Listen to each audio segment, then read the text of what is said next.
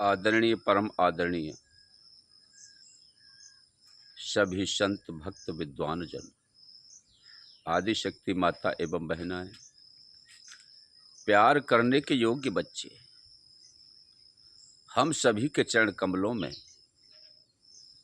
अपने मस्तक को झुकाते हुए उस परम पिता परमात्मा को कोटि कोटि नमन करते हैं, दंडवत करते हैं, प्रणाम करते हैं। आज का विषय बड़ा अद्भुत है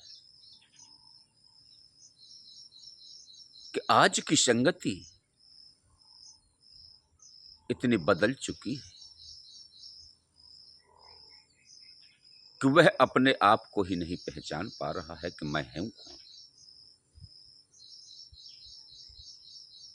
अपने के अहंकार में चूर है, मध में चूर है। जिसको कोई पद मिल गया वह मध में मदमस्त हो गया।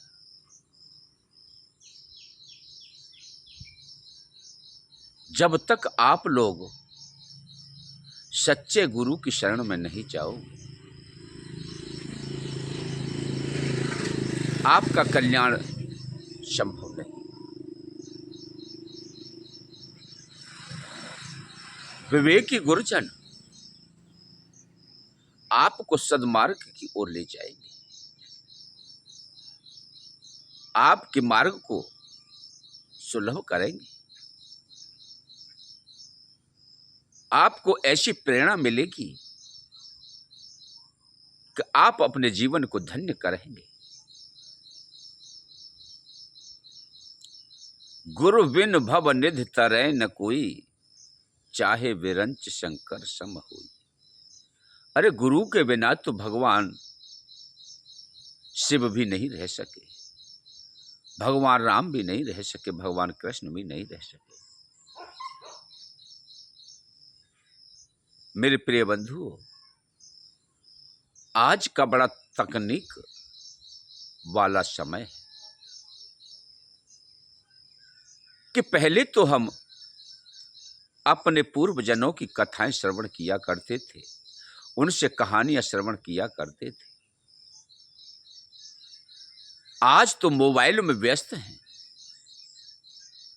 क्योंकि टाइम की आवश्यकता पड़े तो मोबाइल में टाइम फिक्सिंग है। रात्रि हो जाए, अगर प्रकाश की आवश्यकता पड़े तो उसमें टार्च उपलब्ध है। किसी स्वांग, तमाशे, नाटक, भागवत कथा आदि को आपको उसमें देखना है अथवा सुनना है तो सारे चित्रण कथाएं उसमें उपलब्ध है। तो इस तकनीकी ने छोटे छोटे मासूम बच्चों को भी बिगाड़ दिया।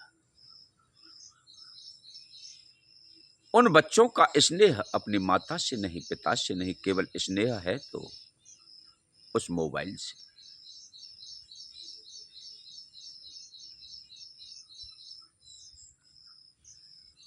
एक बार भगवान नारद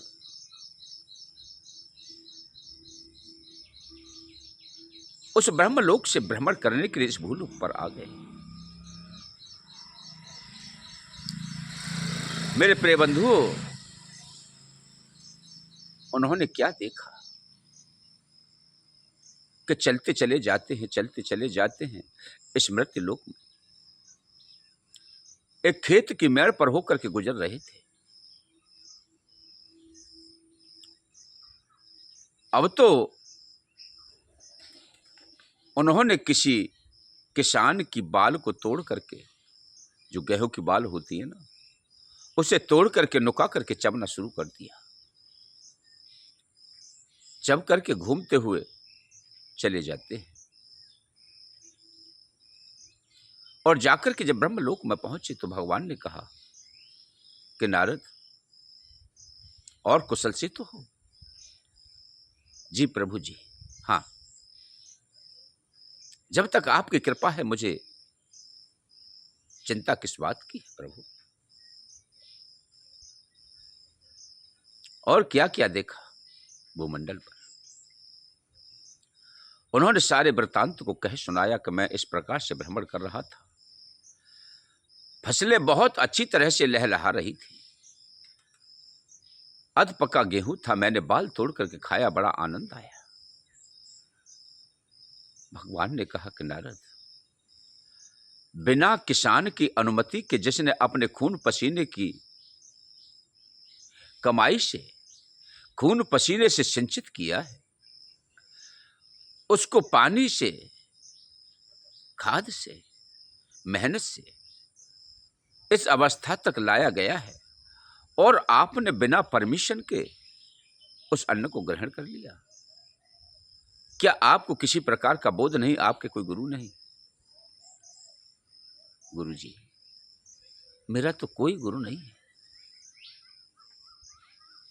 जाओ, मैं तुम्हें श्राप देता हूं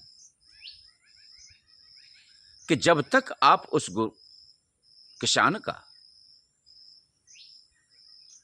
अपनी मेहनत की कमाई से भला नहीं करोगे, तब तक आपका कल्याण नहीं होगा। नारद जी विचलित हो गए और भूमंडल पर आकर के पधारे। उन्होंने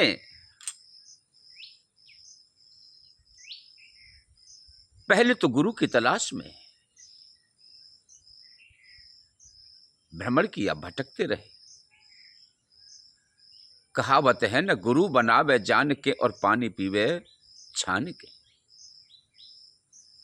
क्या आप गुरु के महत्व को, गुरु के हृदय को, गुरु के भाव को, गुरु की भक्ति को जान सकते हैं? जब आप ही जान लोगे तो आप तो स्वयं गुरु हो गए।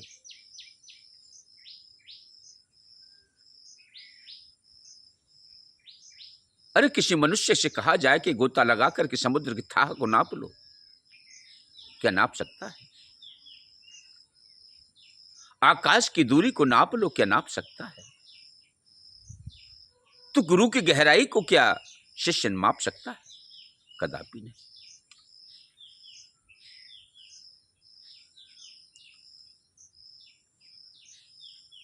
वह चले जाते हैं, चले जाते हैं, उन्हें कोई गुरु तलाश नहीं होता, लेकिन जाकर के फिर वहीं पहुंचते हैं।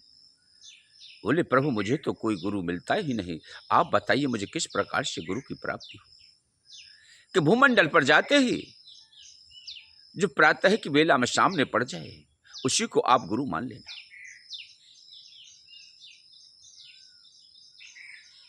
नारद जी चले आए और नारद जी ने एक जाट को सामने आते हुए देखा और चरण पकड़ लिए कि गुरुदेव आपकी जय हो, गुरुदेव आपकी जय हो, गुरुदेव आपकी जय हो। जाट देवता अपने पैरों को छुड़ा करके बोला, अरे भाई तू कौन है, कहाँ से आया है?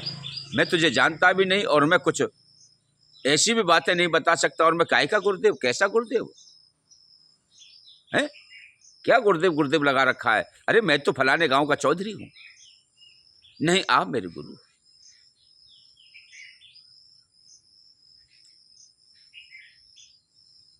हे गुरुदेव,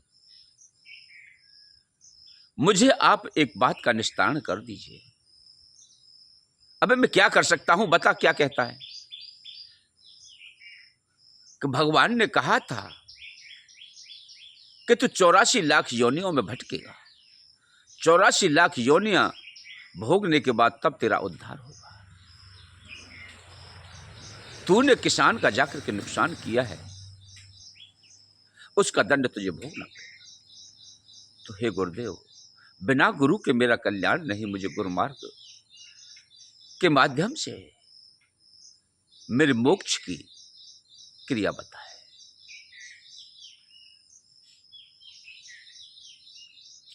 अब तो प्रिय बंधुओं,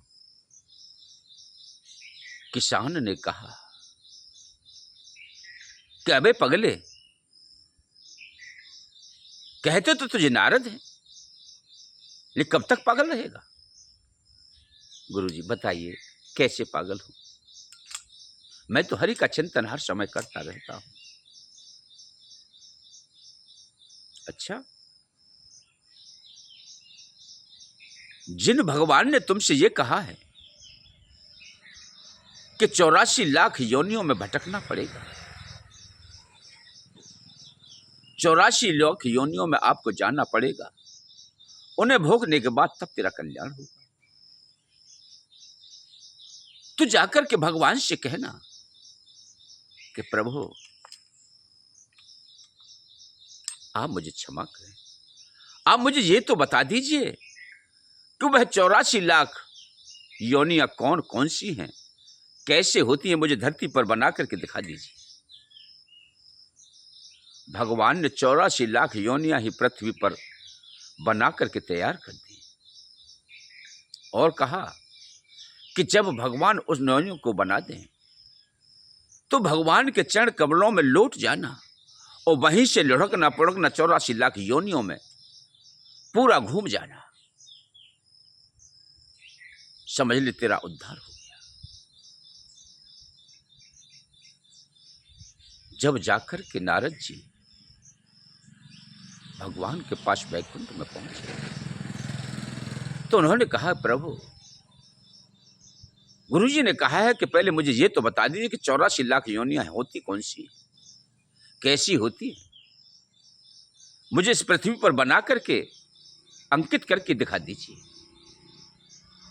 तभी तो मैं उन्हें भोगूंगा। भगवान भी नारद जी के रहस्य को नहीं जान पाए क्योंकि वहां तो गुरु जी की प्रेरणा थी। भगवान ने 84 लाख योनियां पृथ्वी पर अंकित कर दी, सभी डिजाइन बना करके तैयार कर दिया और कहा कि नारद देख ले, यही 84 लाख योनियां हैं, यही 84 लाख योनियां हैं, इनमें तुझे जाना पड़ेगा और इनका भोग भोगना पड़ेगा। नारद जी ने तुरंत ही भगवान के चरण कमलों में अपने आप को समर्पित किया और लेकर के गुरुदेव का नाम अपने को जैसे बेलन लुढ़कता है उस तरीके से लुढ़क पुढ़क वहां तक जाएं, वहां से तुरंत वापस आएं। इस प्रकार से उन्होंने अपनी क्रिया को बना लिया। जाते हैं और आते हैं, आते हैं और जाते हैं, जाते हैं और आते हैं, लुढ़क पुढ़क सारे शरीर पर धूल लगा ली और 84 लाख योनियों को बिल्कुल मिटा दिया जो भगवान ने बनाया था।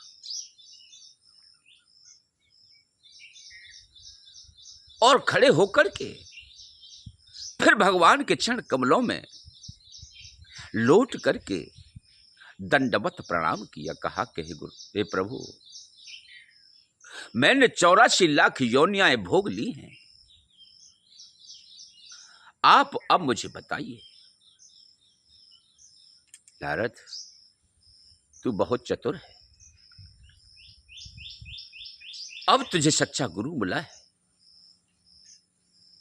ये तेरे बुद्धि की बात नहीं है, ये गुरु का ही कमाल है जो गुरु ने तुझे ऐसी प्रेरणा दी जिससे 84 लाख योनियां एक पल में आप भोग करके मुक्त हो गए।